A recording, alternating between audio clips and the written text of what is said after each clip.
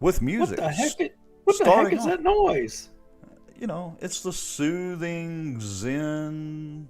I can't say it too loud because they might ding us for copyright, but the Windows XP welcome music.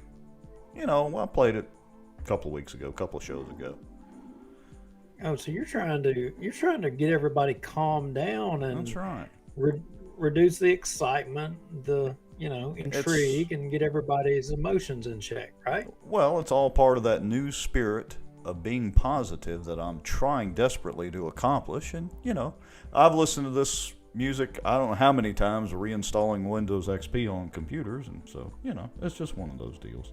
I'm going to check and make sure we've actually got audio on our Facebook deal. So let me stick my phone up to my ear.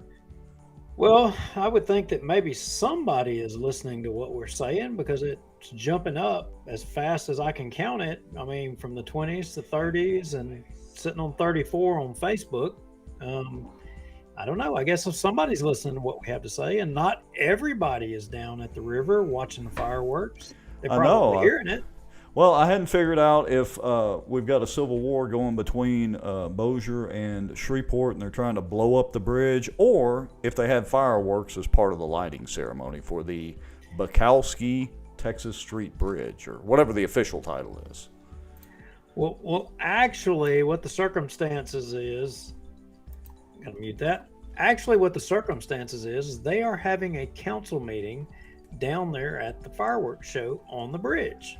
I wondered why there wasn't a live deal today. So they're actually having a council meeting down there. Is that correct?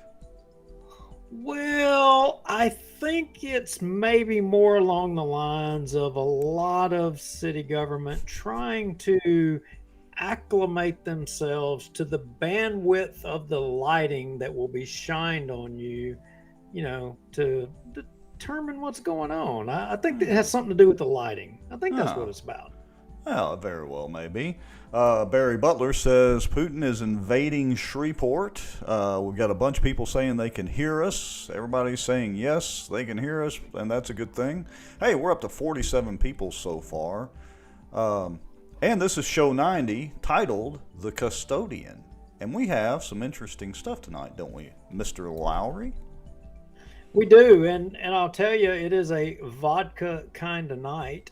Um, Hmm. Little inside funny joke there. Yeah, well, there's something going on Some over there around Russia and well, not the Soviet Union. I guess that's gone, but I don't know. Something's happening over there in Eastern Europe, I suppose. Who knows? something about that, and I Yeah. think everybody, if they don't already have their electric car, they better be ginning themselves up to get their electric car because the Green New Deal is coming faster than you would like. Yeah, it might be, especially if they have to shut off pipelines and all sorts of things. And, the Did, whole supply and demand deal drives the price of gas up, which is good for our local economy. So, in some ways, but, it hurts when you go fill up. did you know that like a third to two-thirds of the gas that goes to Europe or whatever goes through Ukraine via Russia, and that Ukraine like charges a bunch of money onto the gas that goes from Russia to Europe? Did you know that? Well, yeah, and like I keep wanting to say the Soviet Union back from my childhood, but Russia is one of the largest exporters of oil.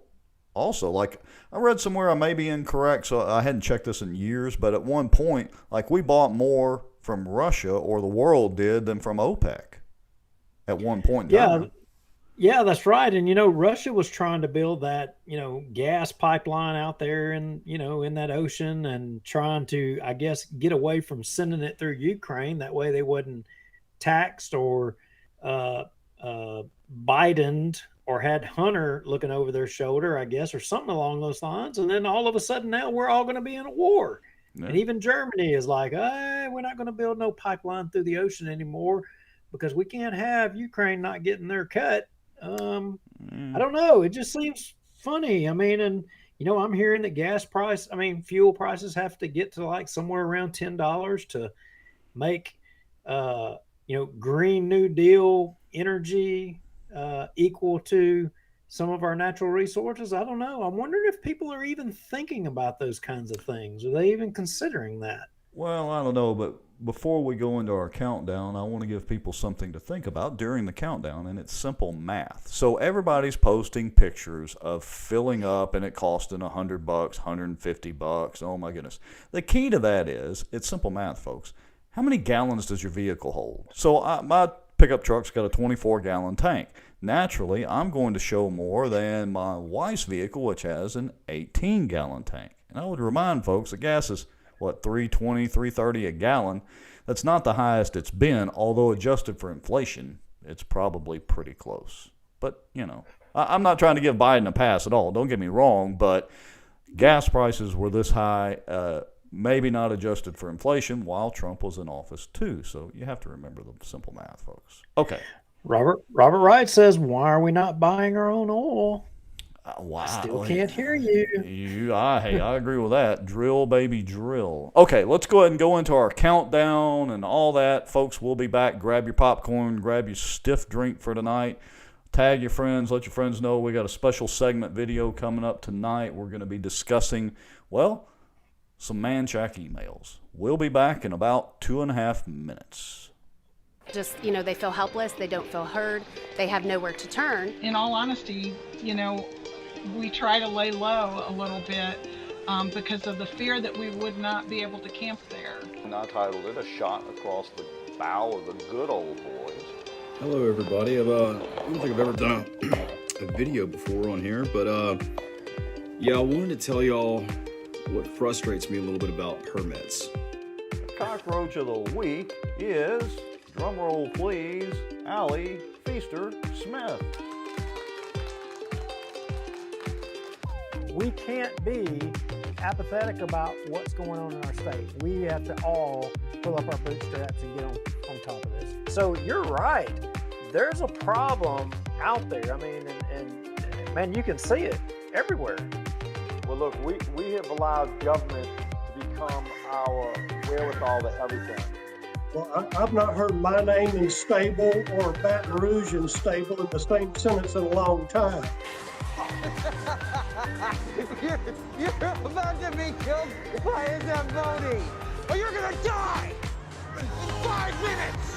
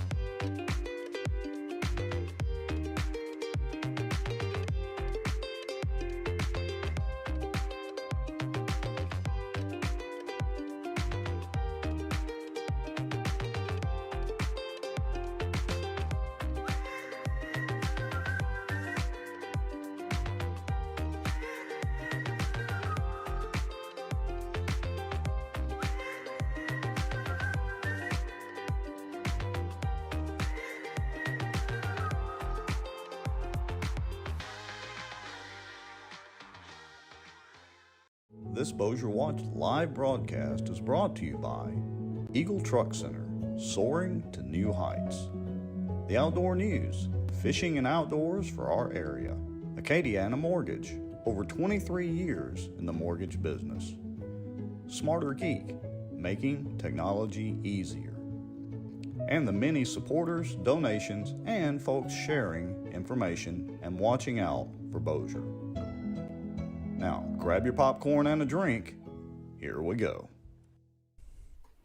And for the 90th time, we have survived a countdown. Although our countdown time has changed back and forth a little bit over the last, let's see, what have we been doing this now? A year and a few months?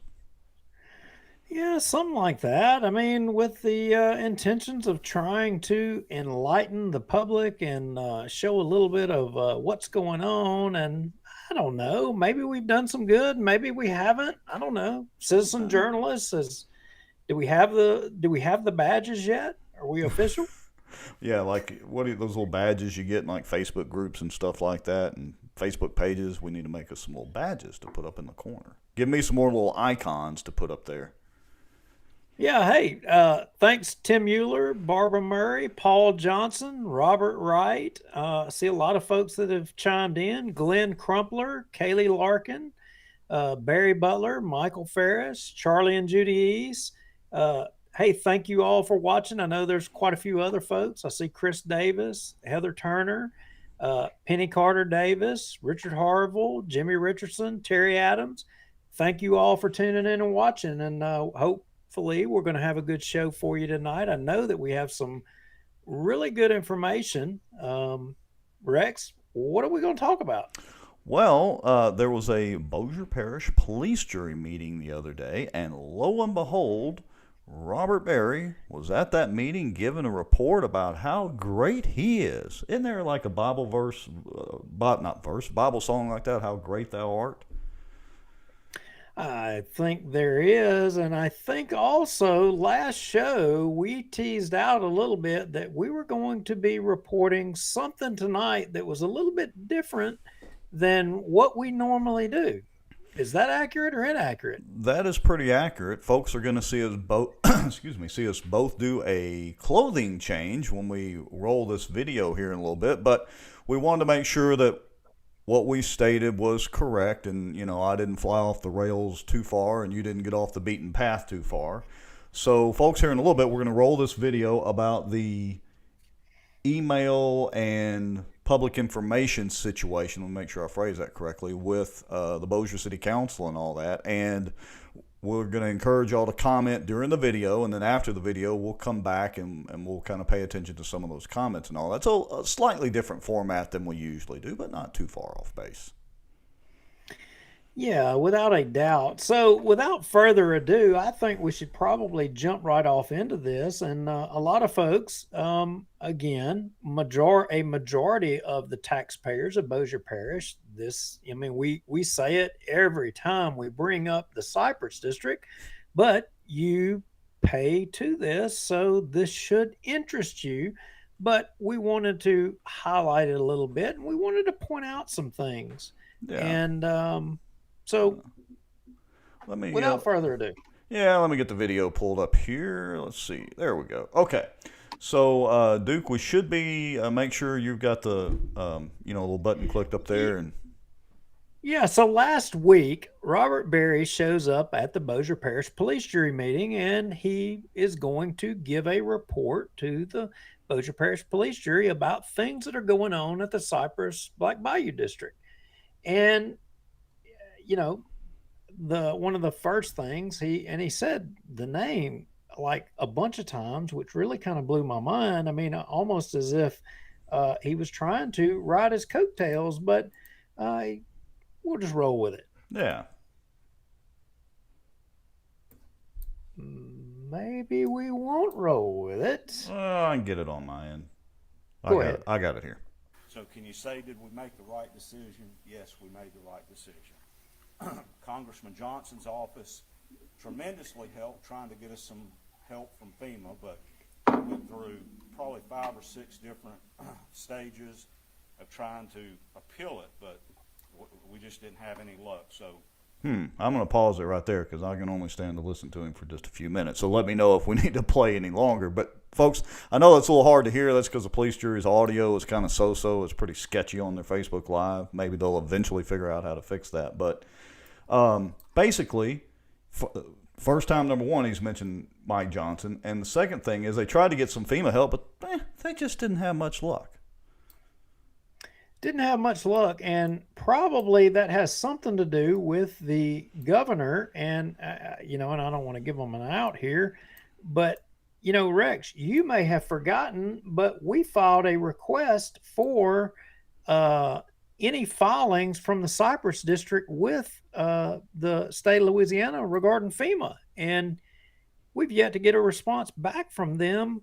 Now, we did get one on the city of Bossier City, but we haven't gotten one back on the Cypress District as of yet. So I find it ironic that he's citing them. Did we file that with the state or with the Cypress District? I honestly kind of forgotten about it.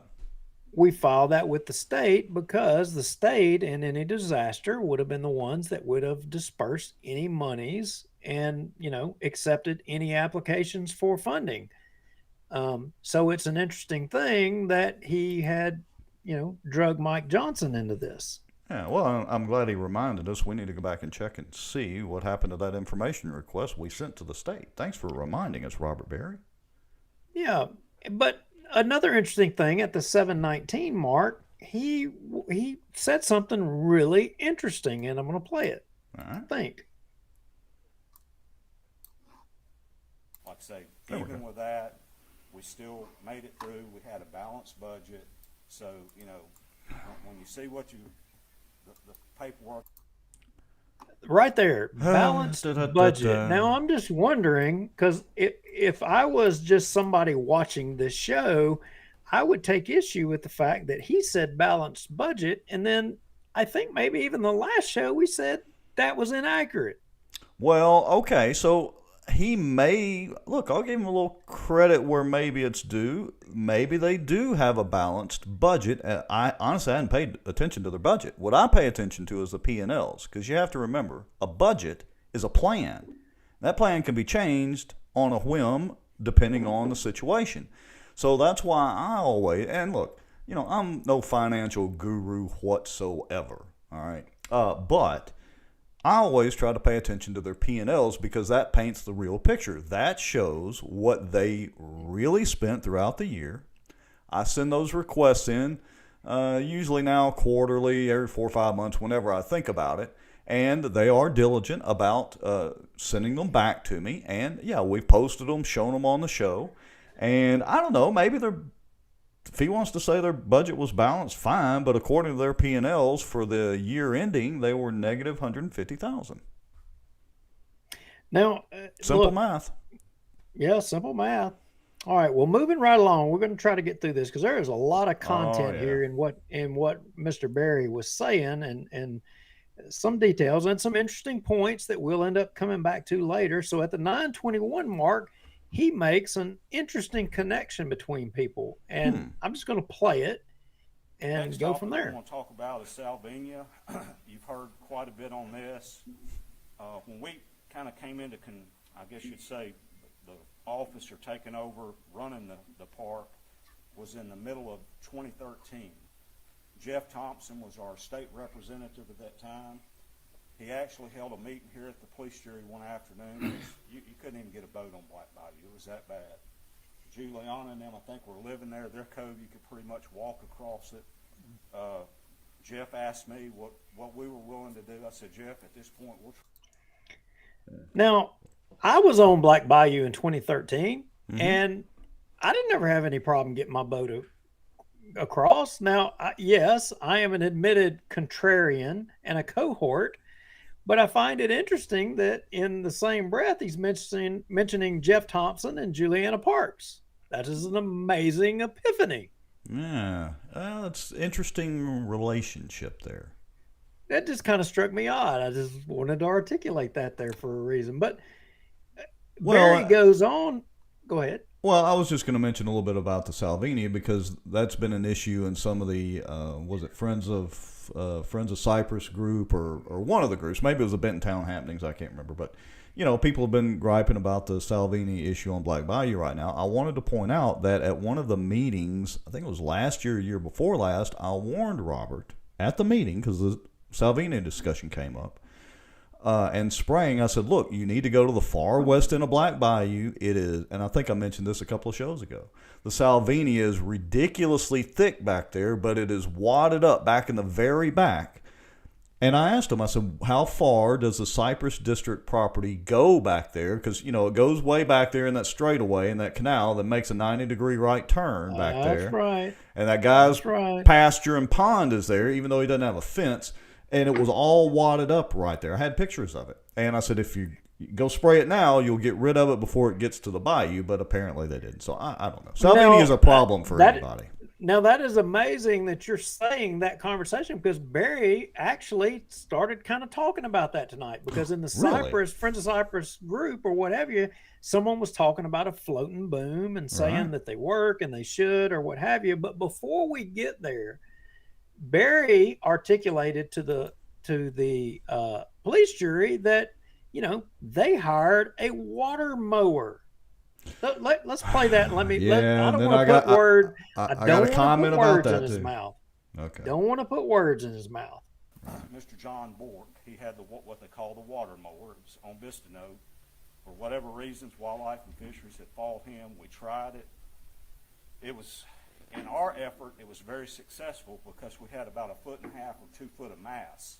So the water mower was able to break that up so we could get Wildlife and Fisheries in and contract sprayers to spray what we had left. So it was very helpful. We got it back maintainable. To this date, we still are maintaining it in a very good way. You hear about the Now, go ahead. All right. I know you wanted to jump on that. Jump on it. Yeah, because look, folks, and this will kind of address Julie Ferris's comment too, which Florida has not eradicated giant salvinia. There's more than one type, but the giant salvinia they have not eradicated. But it's not as prevalent there as it is here right now. They've got pythons. Anyway, the problem with the water mower is giant salvinia is actually a type of fern, and it self-propagates. So as little fronds or whatever you call them break off naturally, that's what causes a new plant. They don't develop a flower and a seed and that sort of thing. And so the problem is, look, all us bass fishermen, I go through there with my prop, my motor and my prop, even jet skis and all that go through there, even the jet engines that cut it up, and that water mower is literally making more. That's the problem. It makes more Bingo. than it can get rid of, and that's why, look, I've talked to the Wildlife and Fisheries about that too. That's why it's, the guy had a good idea going, but in all reality and practicality, it doesn't work. Okay. Yeah, and look, I'll be the first to criticize Wildlife and Fisheries on other things, but they put out, a report on it, and it was pretty in depth and determined that was not the way to get rid of this thing or even attack it. And Robert Berry's saying that it helped. Well, here's another thing, and again, I want to address Julie's, and we appreciate all the comments, Julie, but I've studied the giant salvinia problem extensively. Granted, I'm no, biologist and botanist or whatever the, educated term would be, but LSU Ag does not have a viable solution they have for controlling it, but controlling it and eradicating are two different things. Under the right conditions, which Cypress Lake and Black Bayou hit, most lakes do around here, it will double in surface area every 3 days during the peak of our summertime, okay? And as a landowner or property owner, you can actually help control the giant salvinia. Did you know that, Duke? You can spray you can buy all the Roundup you want as long as this is according to the Wildlife and Fisheries. I was present there at the meeting, so this is not secondhand information. I've got the video of it. You as a landowner can go buy all the Roundup you want, and as long as you follow the label directions, you can spray it all you want to. Oh, good grief. So we're going to contribute to Cancer Alley even more. Everybody go buy more Monsanto. Roundup, and let's do it to it. Okay. All right, so I could stay on that subject all night. Yeah. So a lot of folks, Rex, were talking about in one of the groups, they were talking about, why the heck did they not put the floating boom? But, Robert Berry addresses that. So let's hear what the man has to say. I'm listening. Fire away. Maintain it in a very good way. You hear about the social media again about the floating boom blocking it off. Unfortunately, the boom structure, in some incidences, it might work, but on our 2 lakes, it hurts us because if we trap it in the shallow pockets where it can grow, then it grows so much and we can't flush it out. What we want to do is we want to have our spring rains flush it out to where we can get it across the spillway, because we're very fortunate. We don't have much structure except on the north end of the Big Lake and Black Bayou. So once we get it into the open water, we can get it. Now, we went in and sprayed Black Bayou. The last 2 weeks we've been spraying. We sprayed a total of about 30 acres, and then we went back. So wait a minute. Let me get this straight. We're not going to confine it to like maybe 5 acres, but we want to let it get into the open to where it'll expand to 30 acres to where we can spray it. Well, let me just use a phrase that my grandmother used to tell me when I was younger. So, for all the youngsters out there, put your fingers in your ears for a second. He's talking out his ass. That is exactly right. And so, Rex, look, okay, here we go, Rex, citizen journalist. Are you ready? Go ahead. I'm trying to keep my soapbox away from my feet right now. Now, I didn't see this question get asked of Mr. Berry when he's standing right there at the podium, not by Juliana Parks, not by the president of the police jury or anybody sitting up there, but sources tell me that there's other reasons that Berry has an interest in spraying and wanting to be able to get back in there and spray. Wait a minute. And be able to flush it out of those, crooks and crevices up there in the north end of the Cypress Black Bayou area. Well, as much as I would like to take the word crooks and crevices and run with that, I will give him credit. He is right that the best way to get it off of Black Bayou is to get it flushed down and down the Flat River and on to somebody else's problem. But what is the ulterior motive? Well, do we know? I don't know that this is the proper format for that to be disclosed, but again, sources tell us that there's something else to the interest in being able to spray that may not be in the best interest of everybody on the lake. And I think maybe we'll cover that in a future show. So that's intriguing. Yes, we'll have to discuss that topic in a future show. Now let's move on to crazy talk. There's all this crazy. Did you know there's crazy talk out there about Cypress Black Bayou? Why? No, Duke. I didn't have a clue.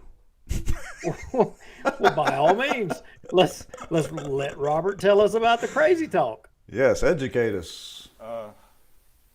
Again, on the SWEPCO deal, there's been a lot of talk about, for whatever crazy reason, I'm working with developers to bankrupt the park and sell the land. First of all, there's about 100 acres out there that has a stipulation it has to be used for education and nature trails. That's in the deed. This is public land bought with federal and state money. You would have to try to declare it surplus. There's no way in the world you're going to declare any of that land surplus. It's not going to happen. It just can't happen. So well, you hear that? There's no way it can happen. Yeah, and I think he was talking. I think he was talking about you, Duke, and some other folks too. Me? Yeah, and I don't think I've ever mentioned bankrupting it, but I've said they should just develop it, just shut it down and develop it, and leave a boat ramp or two out there.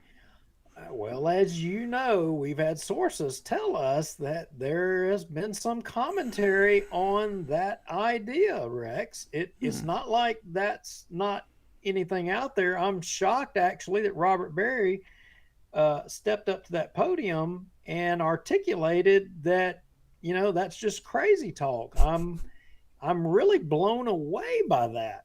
And look, I know there are a lot of people that, are for keeping the park open. And the truth is, okay, whatever, I'm as good as the next person with keeping the park open. It's just the management of it that drives me crazy. So he thinks it's crazy talk. There's no way it can happen that it would be surplus. Well, I'm dying to know if the millage renewal that'll be coming up doesn't pass. I'm wondering, is the police jury going to kick in the money to fund it? Is the school board? What about the city of Bossier? Or the levy board? Who of all these people, are they going to all fund it? Yeah, that's about 1.2 million a year that would be cut off if the millage doesn't renew. And I think, is that coming up this fall? It's coming up pretty quick. It is coming up pretty quick. And, but we'll have to double check on that. He just said earlier they have a balanced budget. There's no deficit. There's no. They don't have a $300,000 a year payment to make for the loan that they took out. They've paid all that completely off, right? Yeah. So anyway, basically he just said, just wanted to people that articulate that or talk about that or say that. They're just trying to stir controversy, and he just wanted to put it to bed once and for all. Well, I'm glad that he put it to bed and that there's no chance whatsoever. I'm glad to hear that, Robert. Maybe Robert should talk about his property. I'm told that he's got right there next to the entrance his storage facility that he's developing. I mean, why is he doing that? I mean, when does he have time to do that? I mean, he was articulating how busy he was, but yet he's had plenty of time to develop this thing right here next door to the entrance, buy this property, build this building, and do all of this work. I mean, I'm just wondering, I mean, what's in the cards in it for him? I mean, the six-figure man, right? Well, Highest paid park director in the country. He's making enough out there with a salary that, hey, he could definitely afford to hire some folks to help him develop his land. Hey, we're capitalists and entrepreneurs here. More power to him if he's able to, do whatever he wants with his own property on his dime. More power to him. Well, he goes on and he talks about, and if everybody doesn't know, the federal funding that, J. Bennett Johnston had gotten the funding for the lakes, that was for agriculture and industry. And Robert Berry wanted to talk about that for a minute. So I want to play this because I think he's right. Now, he doesn't know a lot of his history, and I think that he should, but let's listen to him. Again, at the end of the day, one of the reasons the lakes were created was water for a secondary for Bossier, the town of Benton, industry, and agriculture. We have to sell water to the agriculture and the industry. But if we deny water to one of these oil companies, they're going to come for us and we're going to lose. So if it's fair market price, we have to do it, but we have measures in place. If we get below pool stage, what we do, we won't shut the water off during a frac job, but after that frac, we will shut it down, replenish, and then start back. Now, listen, I ain't got a problem with trying to make some money over all on the water that flows over that dam and is wasted. We've been in a little bit of a dry spell here lately, but I'm struggling with the fact that Mr. Berry doesn't, he's so worried about us not following through with what the original purpose of the lakes was, because he may not recall or not, but there was a request in the past for agriculture that was denied and refused. No way. I'm just telling you, the Atkins-Saunier, farm had requested access to utilize the water for agricultural purposes, and it was denied. Wait, so they treat some people one way and other people another way? Is that what you're saying, dude? Tell me that's not so. Well, no, what I will tell you is when the Atkins-Saunier plantation, or farm was seeking to use water from the lakes for the purpose of agriculture, you didn't have the six-figure man out there. I mean, or at least he may have been on the board, but he wasn't running things. Okay. So the budget and the requirements for increased monies wasn't such at that time. Fast forward to today, and now we got to be able to maintain $1 million law firm. We got to be able to maintain the highest paid park director in the country. I mean, we've got a lot of overhead we got to be able to maintain. So by gosh, we need to be able to sell water for agriculture and, the oil and gas industry now. That's the only conclusion I can come to, Rex. Well, that, and remember, their attempt at raising their millage 100%. When was it? Back in 2019? Is that right? I think it was 2019. It failed miserably. Like, wasn't it 90% voted against it, if I remember my numbers almost correctly? Something like that. And so for everybody out there, that is watching, that lives on the lake, I mean, Barry goes on to talk about the sewer district and the sewer, things for everybody, the septic systems and all that. And he articulated about 60% of the homes out there. Basically, he was saying they're substandard systems, that they don't get, proper repairs and maintenance and all that, and we're polluting the lakes and stuff or whatever. I got to tell you, I was scratching my head wondering, well, is he fixing to start coming around trying to tax everybody on their sewer? Look, I hate to admit this, but he must be channeling, or must have been channeling me at that meeting, because do you know where he got that from? Because at one of the meetings, I griped about fishing around Cypress and smelling septic systems that smelled like an open sewage system. And there was a big brouhaha at one of the meetings about that.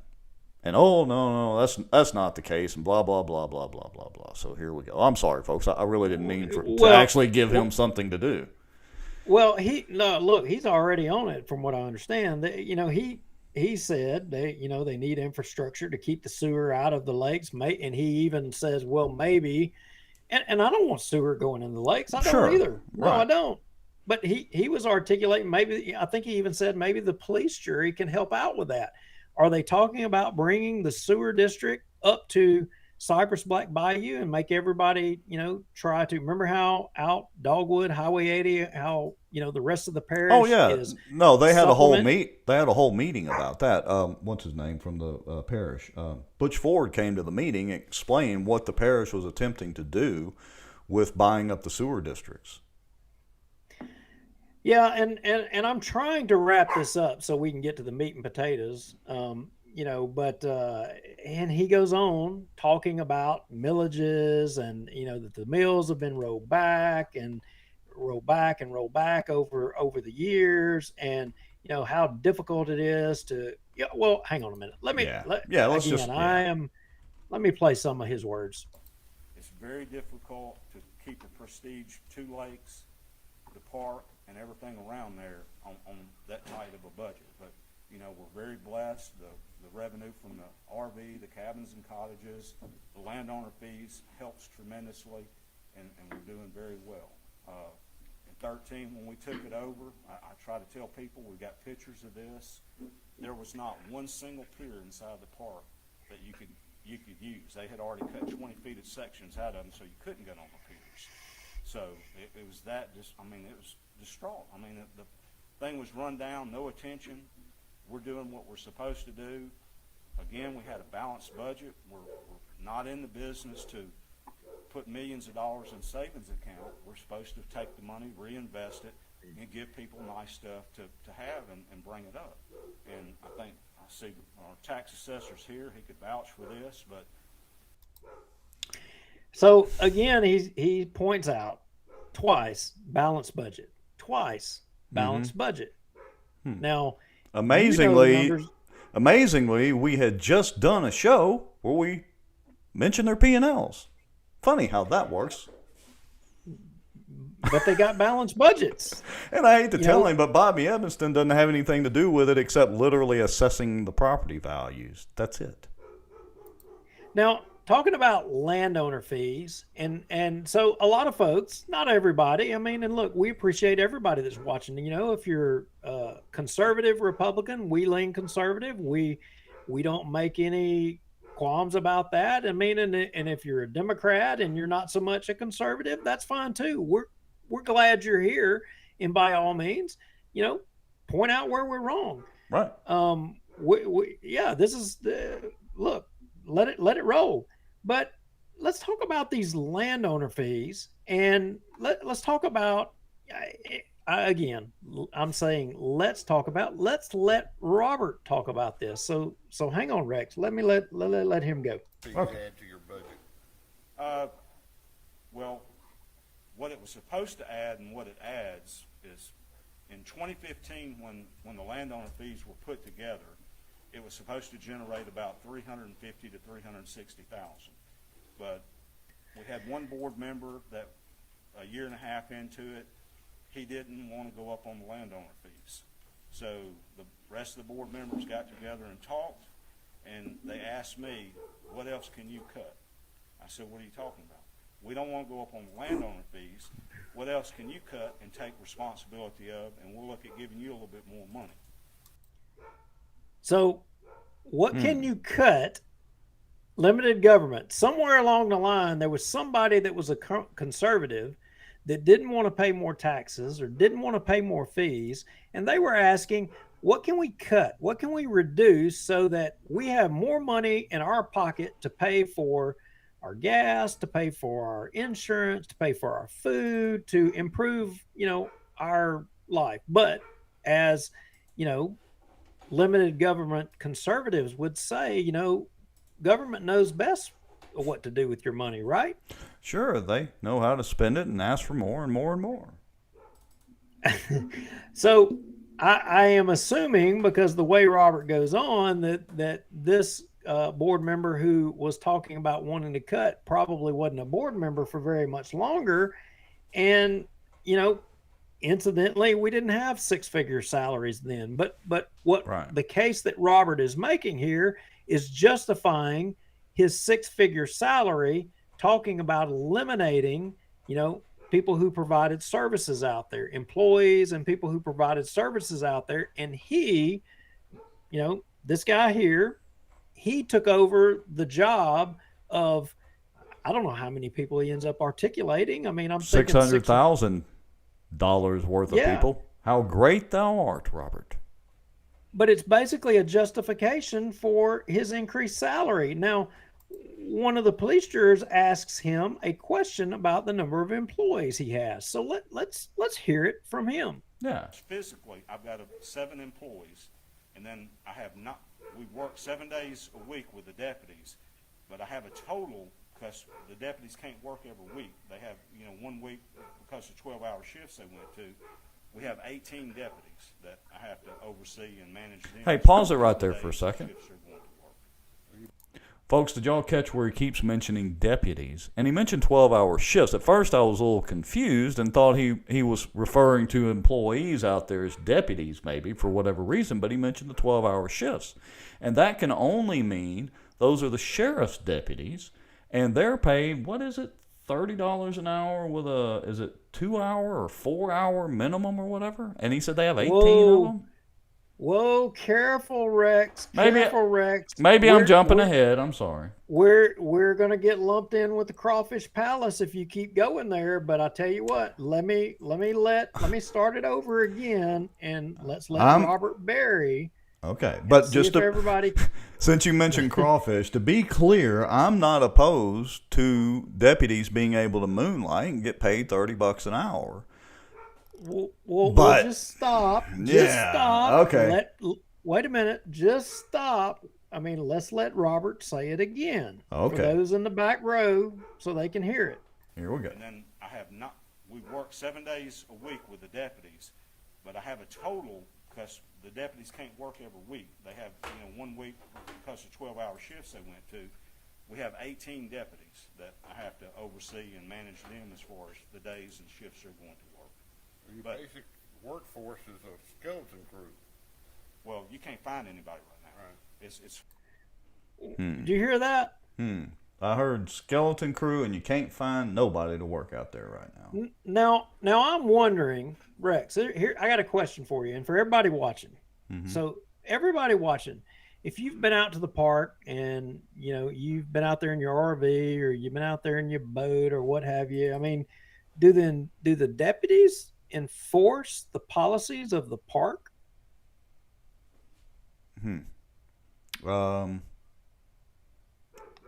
That's a good question, dude. Well, somebody answer in the comments, because I avoid the park like the plague. Well, you would think that if you would think that they would be enforcing the policies of the park, but I mean, I remember having this debate here not long ago, somebody articulating that the deputies can't enforce, DOT regs on Benton Road because it was a state highway, but yet we have them out at the park. And so I'm just wondering, are they not able to enforce, the policies of the park, or do they only enforce state laws? Because I don't think the policies of the park are state laws. I'm scratching my head here. I'm wondering. Well, riddle me this, Batman.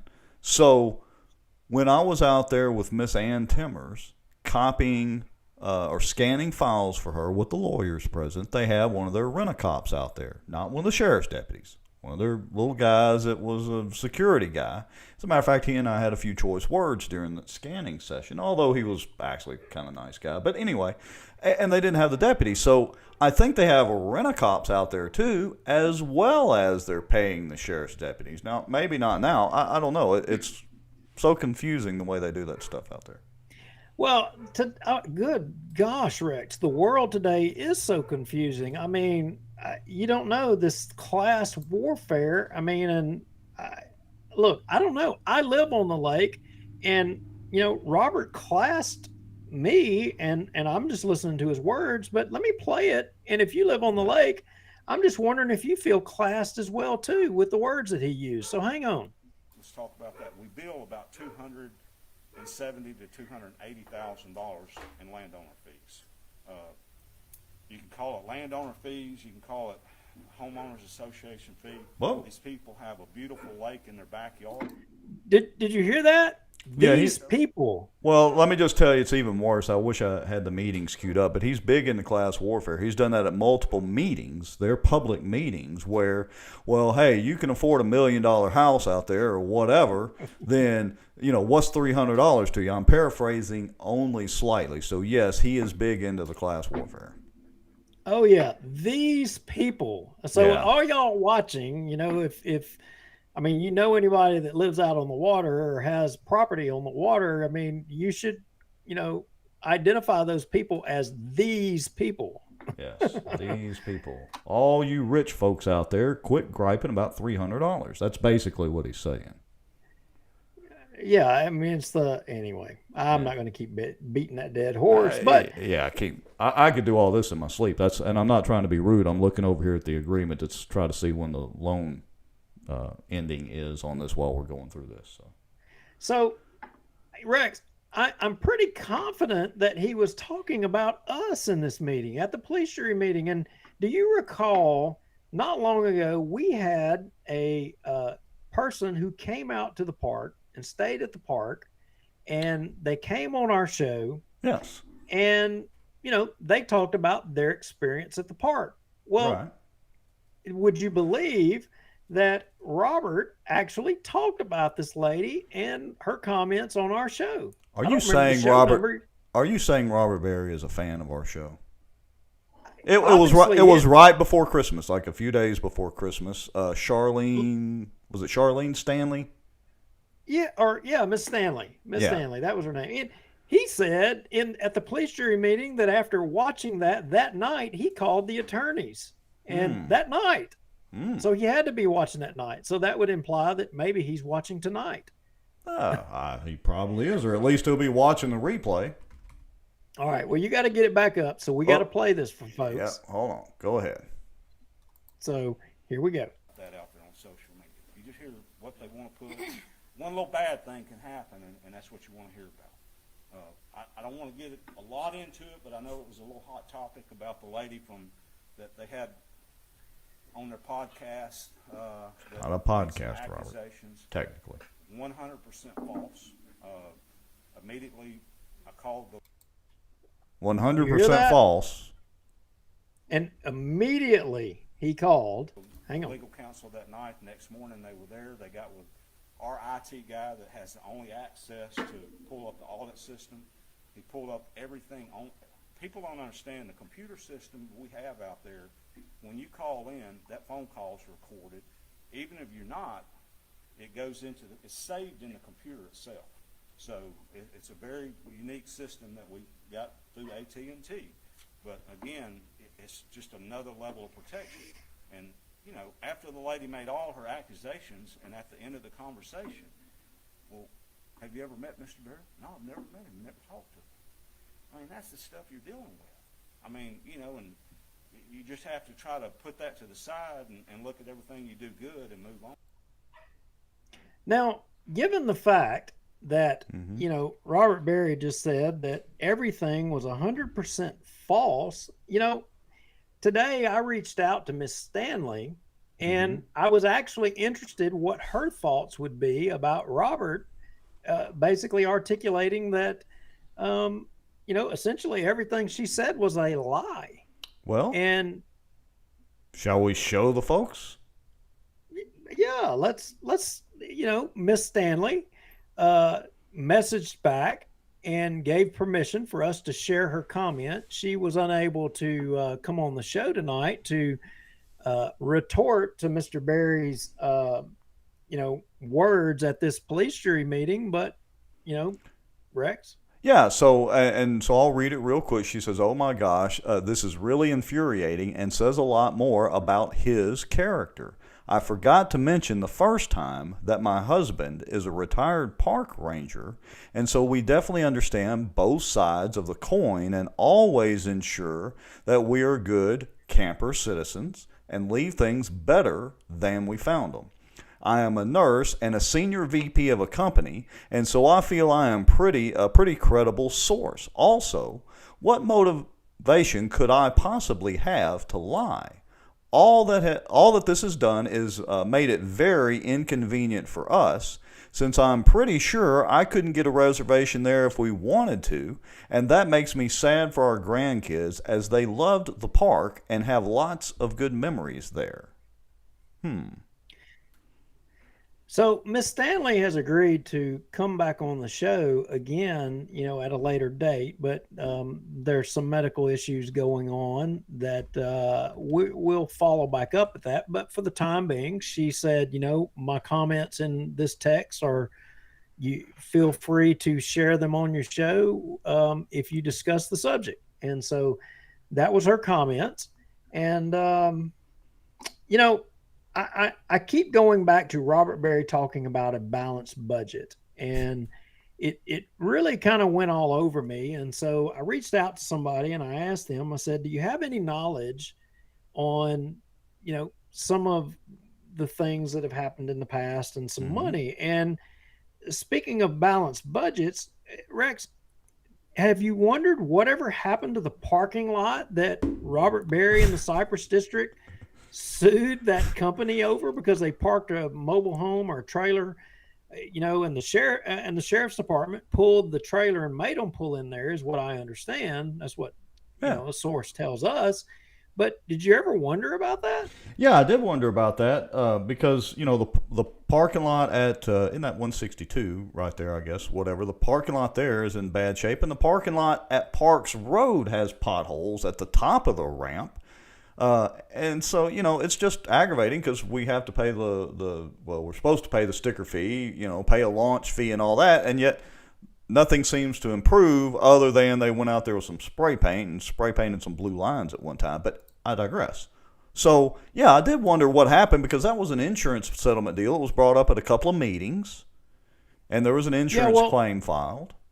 A couple of Cypress District meetings. Yeah, to my understanding, the Cypress District got a check, or a settlement or something to the tune of $58,000, enough to be able to fix that parking lot and repair it.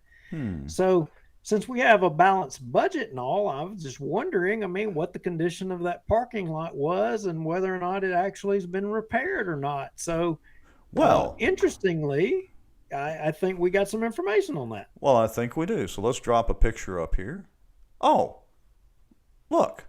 Those are nice potholes right there. That does wonders for boat trailers. Yeah, the looks like some repairs were made to me. Well, surely these must be old pictures, Duke.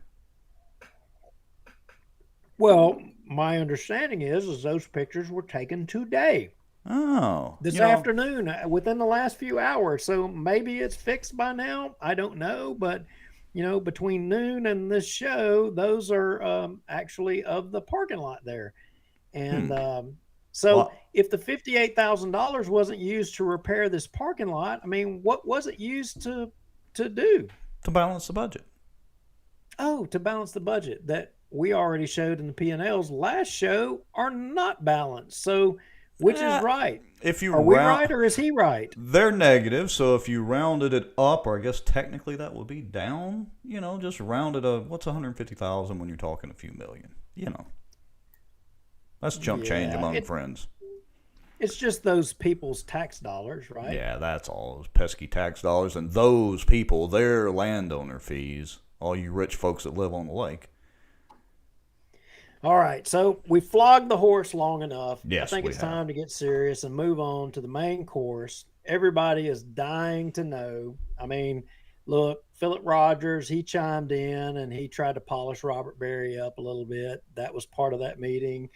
Um, Yeah, it was last week's police jury meeting. He had some other interesting comments that, yeah, I could sit here and ramble and rant and rave about this all night. So let's get to the meat of the show. So, folks, for those of you that have been waiting for this particular segment coming up, and some of you who maybe went to get an extended popcorn snack or whatever, it's time to let those folks know. Text them, say, hey, they're fixing to, do this little segment that they've got. And I'll kind of maybe let you share a couple of words, of course, here in a second and set it up. But from a technical standpoint, it's a pre-recorded video that we're going to play. It's about 16 or 17 minutes long, folks. So we're going to roll the video here in a minute. Please comment if you got a comment during that video. And then when we come back from it, we will address some of those comments, possibly. Now, Rex, I want to... you and I said we're going to have a serious tone, and we started this show. We kind of deliberated about it a little bit that, we need to have our show the regular way we do it and have a little bit of fun in the beginning, the way we did. Thank you, Robert Berry, for giving us that ability to have that fun. Sure. And the police jury.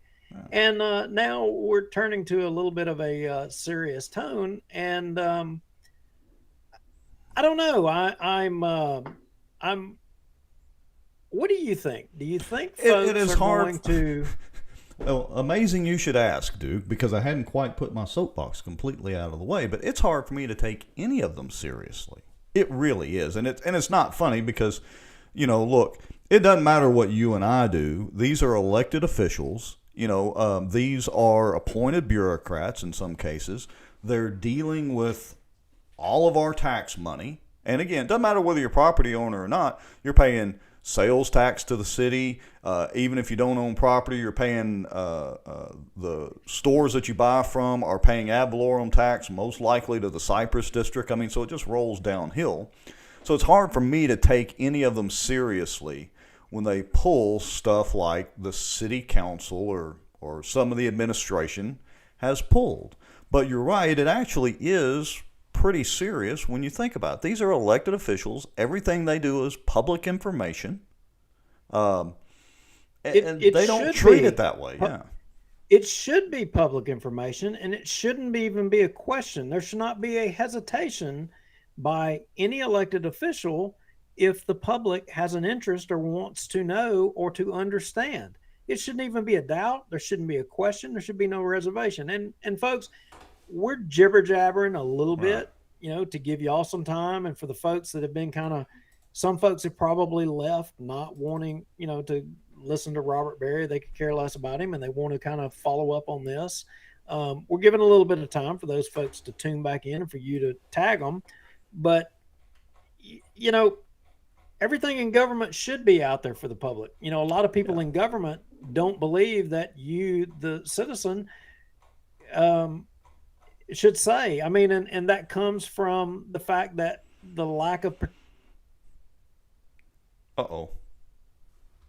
I think the black helicopter's got to you. Are you there, Mr. Lowry? Oh, we're still alive. Folks in the comments, looks like Duke has frozen, but make sure and let me know if y'all can hear me. I'm going to double check here. Let's see. So just let me know in the comments. Can you still hear us? Let's see here. All right, let's make sure. Yes. Okay, so I'm still live. All right, so we're going to give Duke a second to come back on because I don't really want to roll the video until he's back. We may have to do that anyway. All right. So I'm going to disconnect him. Let me text him and see if we can get him back on. But folks, what it boils down to is that some of the elected officials apparently don't take us seriously, or they don't take you seriously as the taxpayers. Hey, Duke, good to have you back. Yeah, not sure. Got zucked. I don't know, folks. They almost cut through your cable outside, but not quite. So, is either Robert Berry or Bossier City. I mean, look, the 50-50 chance here. Well, if you think about it, from the time we've been talking about him to now, he's had time to drive over to your house. Yeah, probably so, probably so. But I have got a Chesapeake Bay retriever that will more naturally chew your arm off. Try to gnaw it off looking for a biscuit. Yeah. All right. So okay. So anyway, I was rambling for a few minutes doing an audio check and all that. So we were leading into our video and getting ready to play it. Somebody messaged me and said, "Frozen like a Russian asset." A little too much vodka. All right, guys. So a lot of y'all, I mean, this may not. I mean, I don't know what Allrex said. This may not be like earth shattering to you. You may not kind of catch it right off of the bat, but we think it is pretty shocking, and we think that after you consume it and have a little bit of time to digest it, you're going to be pretty aggravated and distraught about it yourself. Did you already say that, Rex? No, I was kind of ad-libbing doing the sound check and waiting to see if you came back so you could finish your thought. But yeah, I agree with you there. Look, folks, when we come back, we'll do comments. We'll give you a quick summary version, and we'll just take it from there. All right, so here we go. You ready to roll the video, Mr. Lowry? Let's go. All right, here we go. At the start of this year, we told those of you watching the show that we would be releasing information and a report on some stories within the local government in Bossier that were shocking and would probably make you mad. Now tonight, we're going to present one of those stories that has gone as far as we can take it, and frankly, it's now one worthy of investigation by agencies other than citizen journalists. Now, it brings us no pleasure in reporting this, and we weighed the consequences to family and longtime friends. But at the end of the day, and the end of the calculation, what's in the best interest of the taxpayers of Bossier City, that outweighs and supersedes any other considerations. And this story began with a tip, and it was a tip that Manchac was overbilling or billing for services not rendered in the city of Bossier City. So at first we were a bit suspicious, of the accusation, and then we kind of learned about, the difficulty that John Settle was having in getting public information requests fulfilled from the city of Bossier, specifically regarding billing of Manchac. And upon contacting John Settle in an attempt to get his public records to review, he was unable to produce them for us to review, which is not that he wouldn't do it, but he was unable to for reasons that really don't matter. They're irrelevant for the purpose of this story. So we set out on our own, to gather information, and we started submitting some requests. And initially we submitted a request to the Custodian of Records, who is Mayor Tommy Chandler. And we also submitted them to City Attorney Charles Jacobs. And the first request that we made was on November 19th of 2021. Now, what a lot of you have to realize is that since Tommy Chandler has become mayor, there's been a lot of steps taken by city government to make it more difficult to receive records. Former city attorney Jimmy Hall, for example, is said to have been responsive and prompt in returning people's information requests. And, he was said to not be petty in his attempt to reply. Now, fast forward to today, and a lot of folks seem to feel that the new city attorney, that he'll take an instance to exclude information based on an exact word or the exclusion of an exact word. And, a lot of folks feel it's to prevent the dissemination of public information that is clear about what the request is for. Now, ironically, Mr. Jacobs was responsive to the request we made for all the invoices submitted to the City of Bossier City from February 1st of 2021 to June 30th of 2021. Now, included in the response was a spreadsheet listing the submission date and settlement date along with each individual invoice. Frankly, I mean, it was an extremely large amount of invoices for such a short period of time. The process for a lot of you that you may not know is, for invoice submission, to our understanding, was as follows. Manchac would submit their invoices to the CAO, or in some cases to the individual department heads. Now, the majority of the submissions, as we can tell, all went to the CAO, though, for approval. Now, one would assume that due to the sheer volume of submissions that Manchac Invoices would be submitted by electronic submission. But as you're going to learn, apparently not, according to the mayor's office and the city attorney's office. So as we were trying to get more background, on this story, and confirm things, we began asking a lot of questions. And upon fishing around and asking more questions, we came upon some startling information from, we'll just call witness number one. Now, go ahead, Rex. Well, witness number one advised that not only did Mayor Tommy Chandler, City Attorney Charles Jacobs, Assistant City Attorney Richard Ray, and CAO Amanda Nottingham know that there were billing irregularities, they had a meeting at the mayor's office to discuss the issue. So when we learned about this, the first thing we tried to do was we wanted to confirm that, in fact, the mayor's office and all those folks, they did, in fact, have a meeting, and, who all was involved, and were there any other parties involved, and was the subject matter, in fact, Manchac and billing irregularities, overbilling or what? That's what we were trying to figure out.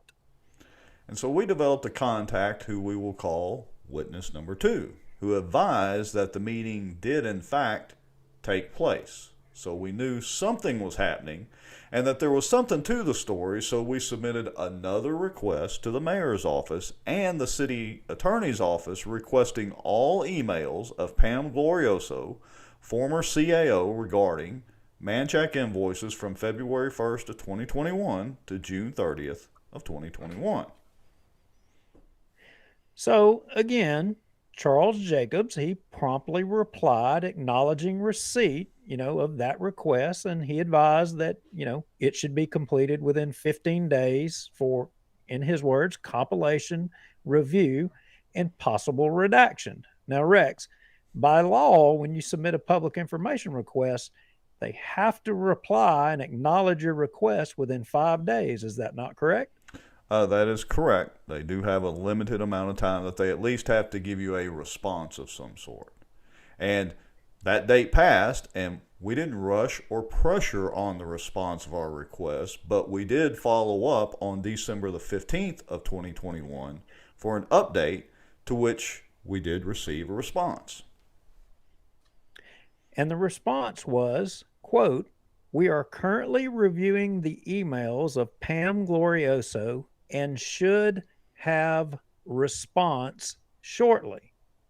Now, this response that we got, it included part of our request because we also asked for the COI of Manchac, which is basically, their insurance certificate that proves that they have insurance and what coverages they have. Now, this seemed a little odd that he would say should have a response shortly. Reading that response, it appeared to us that there was some maybe excessive deliberation happening, maybe behind the scenes. So we deliberately didn't press the issue. We kind of made some comments on our show. Like, I think one of the comments we made was, look, a decision had to be made. You know, we know that a lot of people from city government watch the show, not to where you can tell, but they watch and they talk about it. But we knew that the city was either going to have to give us the records that we requested or not. You know, we basically asserted that they had a decision to make. Well, and we assumed that if they already, or if they had already had a meeting about billing irregularities and knew it, they also knew why we were asking for the email correspondence regarding the billing. And we should point out that both the mayor, city attorney, assistant city attorney, and CAO have an obligation by law and to the taxpayers of Bossier City to address any real or perceived irregularities. So, in trying to then determine where or what irregularities within the billing that, City Hall had learned of, we tried to reach some city employees for comment. We didn't have a lot of luck, but we did finally get a response from a city employee anonymously that did advise us that on some jobs, Manchac was never ever present and never showed up while the city employees did all of the work. And one job in particular was referenced. So we compared that reference to our list of invoice submissions that we received earlier, and sure enough, there was a large invoice for services from Manchac. While waiting on a response to our email request, the Shed Road crossing debacle occurred, and that kind of took center stage. Yeah, so it's interesting to note that Mayor Chandler issued the notice to proceed to J.B. James, placing the city at risk of losing millions and millions of dollars, according to Manchac employee Ben Rauschenbach at a city council meeting, knowing that the right-of-way access had not been secured. Now, it's also interesting that a meeting took place in the office of the mayor where Manchac explained to the mayor, the city attorney, the assistant city attorney, and CAO, and most of the city council, that the cause of the failure to secure the right-of-way access to the Union Pacific property to begin construction was NTB's fault. So City Hall then took its case to the council to seek to have NTB fired, who showed up and proved beyond a reasonable doubt in our minds that not only were they not responsible, but it was in fact Manchac's fault. So why then was City Hall and the council unwilling to hold Manchac accountable?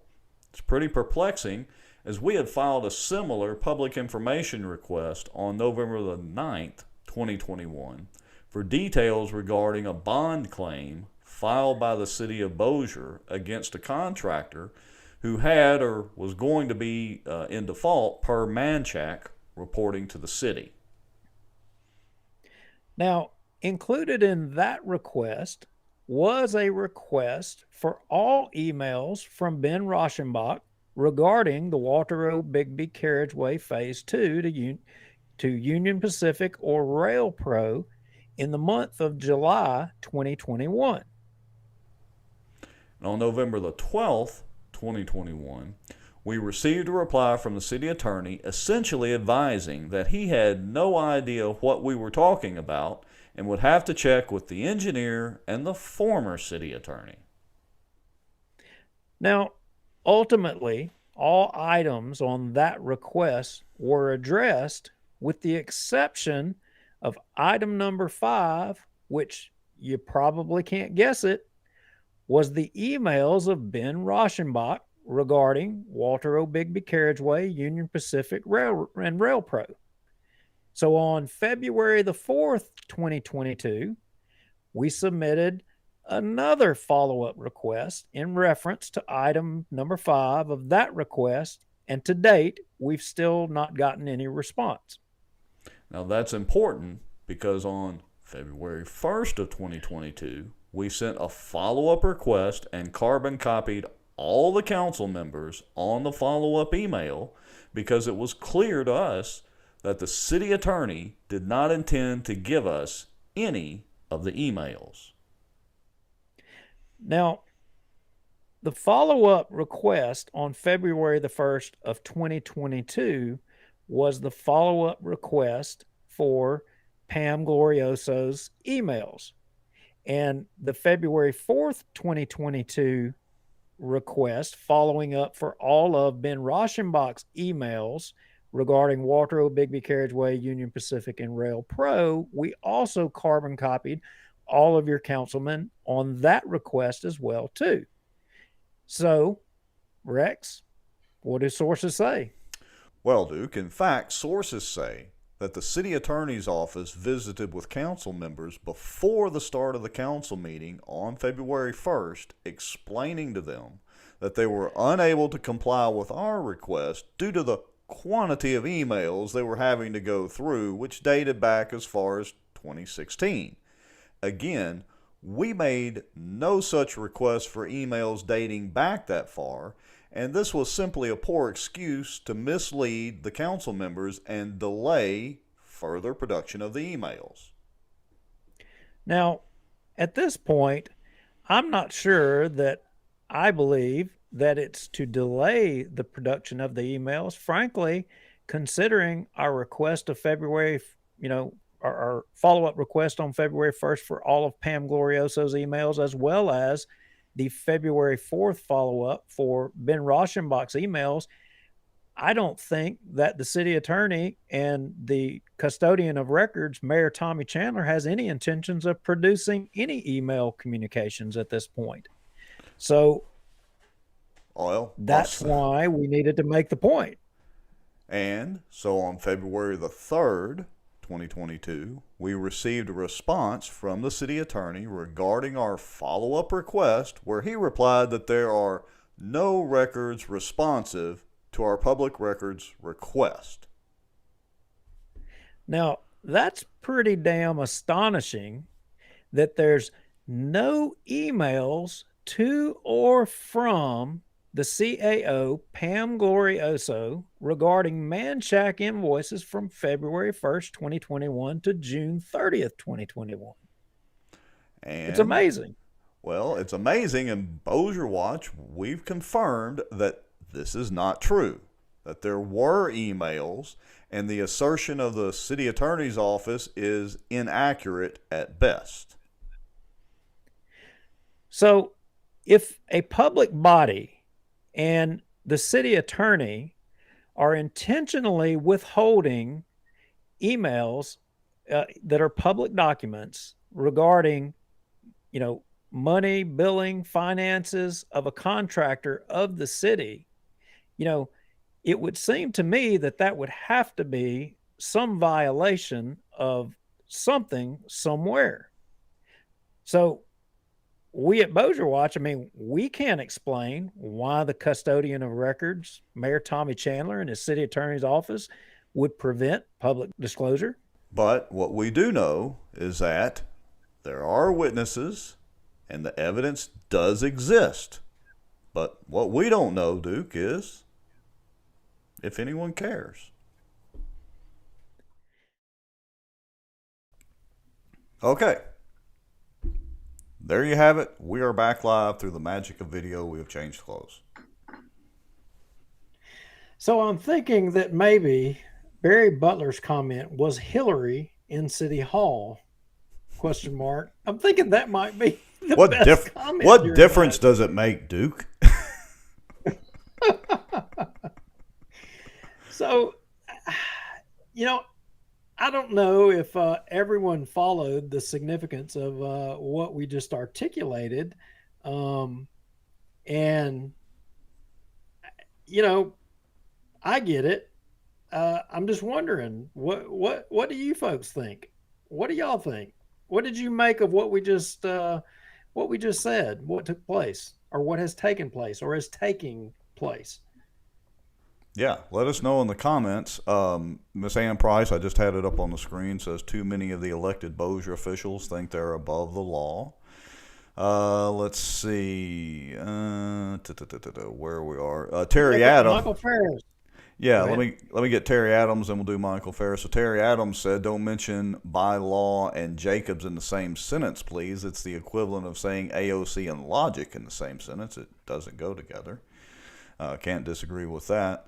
Kevin Wiggins says, "Maybe saying 'let me clean some stuff, boys' sounds messy." It is a little messy, and it's just kind of crazy. Let's see what else.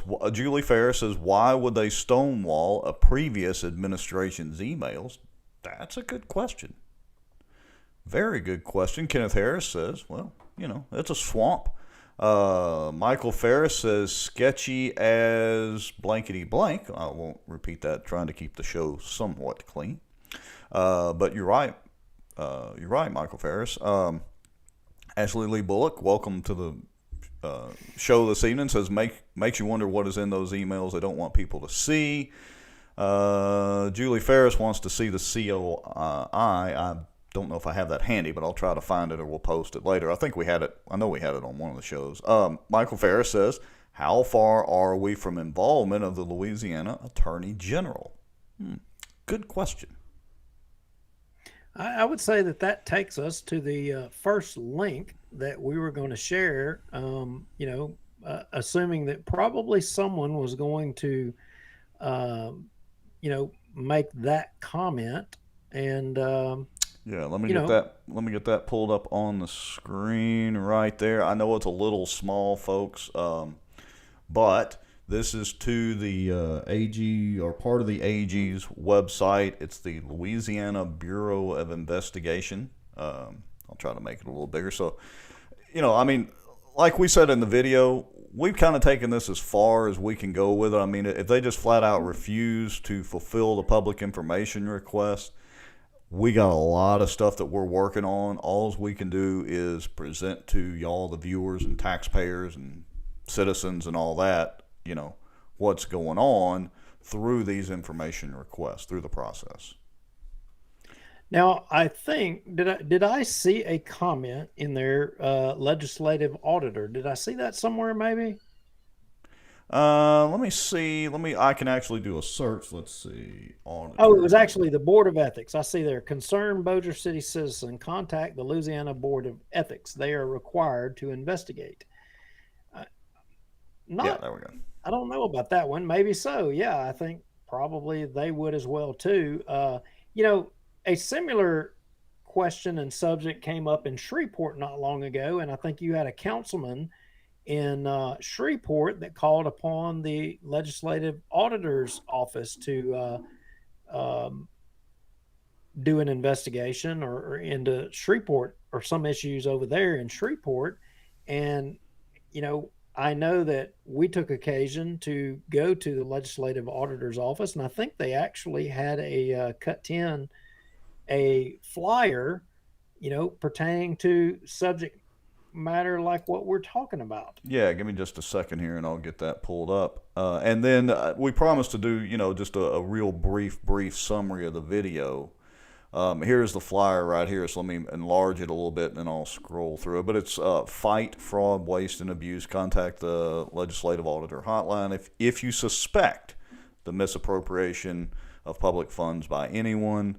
May result in an investigation, audit, or other review. Please include sufficient detail, blah, blah, blah.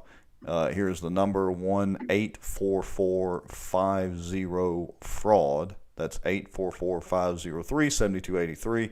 And you can Google this too. Just Google LLA hotline and look for the one that's the 844 number or whatever. Anyway, so Duke, let's give them the, because we kind of promised it for those that were following along and maybe didn't grab all of it, maybe came into it part of the way. So let me give you my summary and then see if you agree or disagree. Basically, we requested some specific emails concerning invoices and a lot of other things that we've requested. And they've basically refused to give them to us, even though we have a very credible witness that those particular emails exist. Yeah, no doubt. And I see a lot of stuff. I see Mark Smith chimed in and says pending litigation could prevent release. Yeah, Mark That's Smith, we can possible. armchair quarterback it all day long, but you would think that you would get a response. That's not the response we got. The response we got was nothing existed. Yeah. Barry Butler says, sounds like a normal lawyer delay, hoping that you will drop the issue. And then let's see here. I've seen another one. If it is incriminating, they may hold on to it. Well, that takes me to the if you drop down Rex to that other link, ladb.org. Yeah, let me get over there real quick. Yeah, ladb.org. Let me get over there. How about that?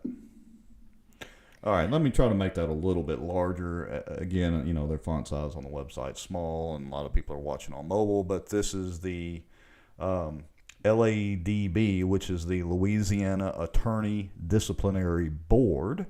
That's at ladb.org.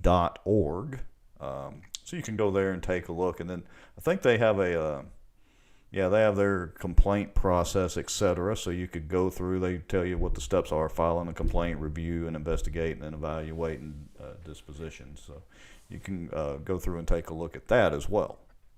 And somebody may be wondering, why would we say somebody should consider that, or maybe that's a consideration? And I would argue that maybe cut 9, which will be page 30 of kind of, I don't know what you call it, their lawyer bylaws or their bar association rules, and then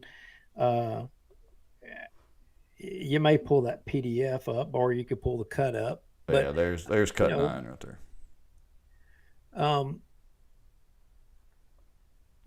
Here are some of the rules for an attorney. Truthfulness in statements to others in the course of representing a client or lawyer shall not knowingly A, make a false statement of material fact or law to a third person. I would think that we're a third person, and I would think that the city attorney is representing their client, the city of Bossier, and to say that emails don't exist when we know that they do exist and can prove that they do or they did exist, and then Well, B there. Look, it's common sense too. I mean, think about this for a second, folks. So the stance of the city right now is, as far as that public information request, and I don't want to go too far off the reservation with this, is that those emails don't exist for the time period that we requested. When we know the process, we know that Manchac was billing and invoicing. I mean, that's how they get paid. It's just should be blatantly obvious, witness or not, that those would most likely be submitted by email, or at least copies sent. And it's just, Ashley says it best right there in her comment, is extremely disappointing. Yeah, it is disappointing. And I would say go to the last link, which is the how-to. I think you already went there. Yeah, I did. Yeah, on the ladb.org, but I'll flip back over there real quick. So let me see if I can get this back up. Not that one. Let's try that one. There we go. Okay. So where do we go from? Okay. So Michael Ferris has a good comment. Let me put this up here. Michael Ferris says, "Who was the IT person during that time? Did they delete the email chain? If so, when?" There is a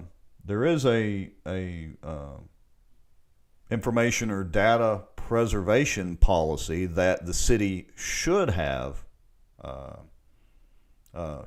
effect, and should have, administration wide and all that. Should have. Let's put it that way. Should have. And we have some information on that as well. And Mark Smith has a really great comment. He says, if you have emails, why not release yourself? If you're so certain they exist, share your source. Well, okay. So I'm assuming Mysterious Mark Smith, correct me if I'm wrong in reading your comment, without voice inflection, it's kind of hard to tell. Are you saying if we have the emails, why don't we release them? And why don't we share our source? Well, there's a reason we're being a little coy about the source for now. We're hoping that maybe the city attorney, being a new city attorney, new administration, maybe they just didn't know where to look in the correct archives. Brandy Jones has an amazing comment. She says Mark can't even share who he is. So Mark wants us to disclose the emails, but he doesn't want to disclose who he is. Interesting how that works. Yeah. I'm going to go out on a limb and say Mark is a part of Bossier government. What do you think, Rex? Might very well be. Hey, I want to put this other comment up too from Julie Ferris. This is an interesting comment, short but interesting. It says, complete audit of the contract is needed. Now, Duke, refresh my memory, or folks, y'all in the comments, refresh my memory. During the mayoral race and the city council race and all, wasn't there a candidate that kind of quasi ran on like auditing Manchac and some of this billing and things that go on? Or am I crazy? Don't I remember some flyers, or maybe at some of the little meetings or whatever, that this was kind of pushed as a agenda? Maybe I'm mistaken. I think you're right, Rex. I think you are. And, again, that, legislative auditor flyer there, I'm wondering if maybe when they had that meeting in the mayor's office that none of them realized that, that flyer cut 10, maybe they didn't realize the legislative auditor had that capacity. I understand they're green or not, but here you go, Tommy Chandler and, city attorney and assistant city attorney and CAO, we're doing your work for you right there. If you suspect, and you suspected, and we're being nice, you suspected, maybe you should reach out to these folks. Yeah, look, maybe there is nothing abnormal going on at all. Maybe that's the case. That will be found out as well. Mark Smith, you are wrong. Yes, you are wrong. Anyway, Mark Smith is fishing, and we're not going to give anything else. We will wait. An A for effort. I don't know. Maybe a B+ for effort. No, low achieving there. Okay. Anyway, but we do appreciate the commentary. It keeps it interesting anyway. Go back to your post in Benton and just hang on. That'll be fine. Yeah. Okay. So we're at actually a relatively short show for us. We're at 1 hour and 31 minutes. Anything else that we need to share? I think we'll wrap it up with right there, and till the next show. And I expect we'll have more stuff coming out of Bossier City in the near term.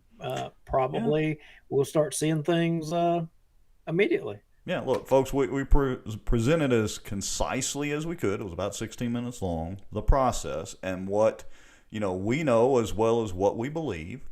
And that's pretty much all we can do. And so if you've got some information that you want to share with us, make a free Proton Mail account, protonmail.com. Don't put any identifying information in it. You've heard us say this show after show. Send an email to us, bosierwatch@protonmail.com. Again, we obviously do read those, and, we take a look at stuff, and we'll do information requests, try to see what we can figure out. Sometimes we have people come forward or whatever. But anyway, feel free to reach out to us with any of that if you want to stay pretty darn anonymous and all that sort of thing. And the other thing you can do to help, Duke, is what else? Share this out, right? Yeah, share this out and spread the word. And look, we did say that we have other government bodies that we have information on that we're going to be sharing out. And Mark Smith will be real interested when we share that story. He says, if only you could help with these sand trucks sandblasting my car on the way home. Now, on right, that Mark we Smith. on that we agree. We do, and you don't see any of my trucks doing it. Only those boxes. I mean, but y'all handled that, right? You handled that. But we do. But again, I got off in the weeds here. Mark Smith is distracting me. We've got another government body in Bossier Parish, that we have more information that is worthy of an investigation, and that we have witnesses, and that we have we're talking like lawyers, Rex, that we have evidence on of things that were not in the public's interest that will be coming to a head in the near term. And look, folks, all we can do is, we call ourselves amateur journalists. We're not journalists at all. We're certainly not lawyers. We just pretend to be lawyers on social media, sort of, kind of, not really, almost, but not quite. All we can do is, as people share information to us and we find things, share it out to you folks. Reach out to your city councilman, your police juryman or police jurywoman, whatever the proper term is these days, so on and so forth. Your, appointed bureaucrat for the Cypress District. Reach out to them. Let them know how you feel, or ask them the questions directly and see what their response is. This is the platform we've got here, YouTube and wherever else social media takes us and all that. And we appreciate all y'all watching. We're at 100 people at an hour and 35 minutes. I'd say that's pretty good. Yeah, that is good. And in regards to what we shared tonight, look, you've got 7 city councilmen down there in Bossier City that should be able to readily answer the questions that we posed tonight. And, again, we said we have witnesses and we have evidence. We're not making it up. What are we going to do? Go out there and just make this crap up? No. And Tim Mueller, I'm gonna get up close to the camera just for you. DuPont. Are you going to paint something? What's the deal? Are you buying some Kevlar? What's up? That'll send him into orbit. All right. I'm going to sign off on that one there, Rex. Good night, folks. Thank y'all for watching. All right. Good night, folks. See y'all next time.